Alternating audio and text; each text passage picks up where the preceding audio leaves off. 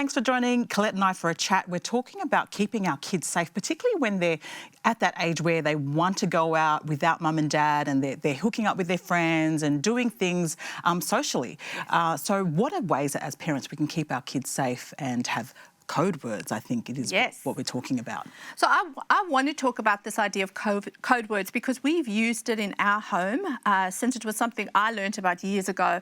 And, you know, my eldest is now 19, but it's something we used for a long time and something I'm really active in talking with my 12-year-old about still.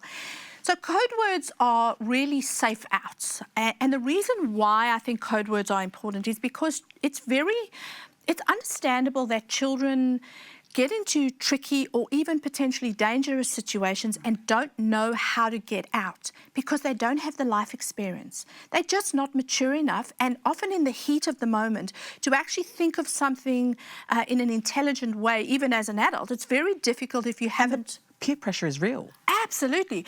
And if you haven't, with your parents, spoken through some of the scenarios or options beforehand, you become paralysed in that situation. And so it's helping our children, giving them tools before a tricky situation happens. And so there was, a few years ago, some...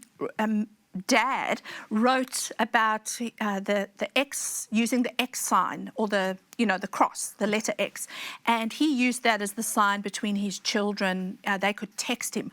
We chose not to use that because the X in our house also means kiss or I love you or whatever. So it's really important for you to find something that is meaningful to you and your children. Right. So if your child doesn't yet have a phone, have a sentence or something they can say when they call you up, which means come and get me now. Nice. And I've let my children know that they can blame me and I can be the baddie in the situation. I don't care if they say my mother's the most lame person, she's saying she's going to come pick me up. Blame me. Right. I can take it. And then giving our children words to say like, I feel really sick, I need to go home now.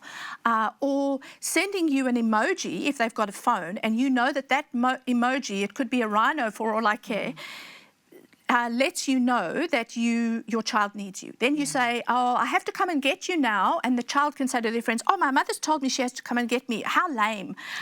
But it's ways to help them save face among their peers and still know that they're safe. Yeah. And then also not peppering them too much with questions afterwards.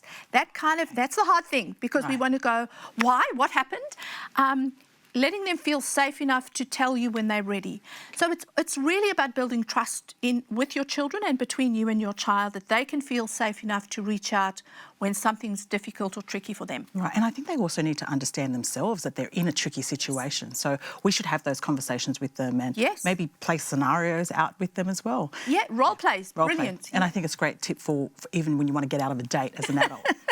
Keep it locked right here for great tips like this with Collett and so much more. Mums at the Table. Don't forget to subscribe to our YouTube channel as well.